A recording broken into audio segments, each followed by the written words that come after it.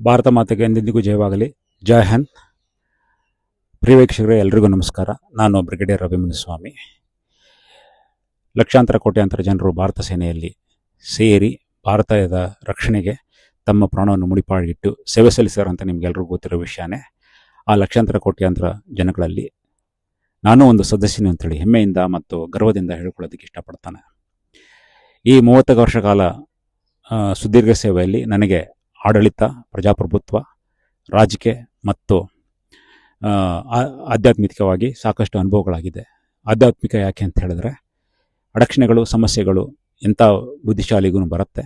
ಆ ಅಡಚಣೆಗಳು, ಸಮಸ್ಯೆಗಳನ್ನೇ ಆಧ್ಯಾತ್ಮಿಕವಾಗಿ ನೋಡಿದರೆ ಮಳೆ ನೀರಿನಂಥ ಸ್ಪಷ್ಟೀಕರಣ ನಮಗೆ ಸಿಗುತ್ತೆ. ಎಲ್ರಿಗೂ ಜೀವನೂ ಆಗುತ್ತೆ. ಅಷ್ಟೇ ಅಲ್ಲ, ರಕ್ಷಣಾ ಮಂತ್ರಾಲಯದಲ್ಲಿ ಸೈನ್ಯಕ್ಕೆ ಹೋಗುವಂಥ ಎಲ್ಲ ಯುದ್ಧ ಉಪಕರಣಗಳು, ಅದನ್ನು ಗುಣತೆಯನ್ನು ಪರಿಶೀಲಿಸಿ ಒಪ್ಪಿಗೆ ಕೊಡುವಂಥ ಒಂದು ವಿಭಾಗ ಇದೆ. ಆ ವಿಭಾಗದಲ್ಲಿ ನಾನು ಸದಸ್ಯನಾಗಿದ್ದೆ. ಆದ್ದರಿಂದ ನನಗೆ ಬರೀ ಯುದ್ಧಾಭ್ಯಾಸ ಮಾತ್ರ ಅಲ್ಲ,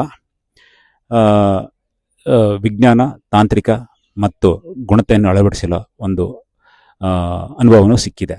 ಸೊ ಈ ಅನುಭವಗಳನ್ನ ಮಾತ್ರ ಅಲ್ಲ, ಸಾಕಷ್ಟು ಈ ಸೋಷಿಯಲ್ ಮೀಡಿಯಾದಲ್ಲಿ ದಿಶೆ ತಪ್ಪಿಸುವಂಥ ಮಾತುಗಳು ಬರ್ತಾ ಇದೆ. ಇವುಗಳಲ್ಲೆಲ್ಲ ಸ್ಪಷ್ಟೀಕರಣ ಕೊಟ್ಟು ನಿಮ್ಮ ಜೊತೆ ಹಂಚಿಕೊಂಡು ಭಾರತವನ್ನು ಬಲಿಷ್ಠತೆ ಮತ್ತು ಒಗ್ಗಟ್ಟನ್ನು ಹೆಚ್ಚುಗರಿಸಲು ಇದು ಪ್ರಯತ್ನ. ಅಷ್ಟೇ ಅಲ್ಲ, ನಮ್ಮ ಭವಿಷ್ಯದ ಪೀಳಿಗೆಗಳು, ಮುಖ್ಯವಾಗಿ ಅವರು ಸಮಾಜ ಕಟ್ಟೋರು, ಭಾರತವನ್ನು ಮುಂದುವರಿಸೋರು, ಭಾರತವನ್ನು ಅತಿ ಉನ್ನತವಾದ ಸ್ಥಾನಕ್ಕೆ ಈ ವಿಶ್ವದಲ್ಲಿ ಕೊಂಡು ಬರುವವರು, ಅವರಿಗೂ ನನ್ನ ಈ ವಿಡಿಯೋ ಸಾಕಷ್ಟು ಅನುಭವಗಳನ್ನು ಕೊಡುತ್ತೆ, ಸ್ಪಷ್ಟೀಕರಣವನ್ನು ಕೊಡುತ್ತೆ. ಸೊ ನೀವೆಲ್ಲರೂ ಈ ವಿಡಿಯೋಗೆ, ಈ ಚಾನಲ್ಗೆ ಸದಸ್ಯರಾಗಿ ಮತ್ತು ನಿಮ್ಮ ಅಭಿಪ್ರಾಯಗಳನ್ನು ತಿಳಿಸಿ.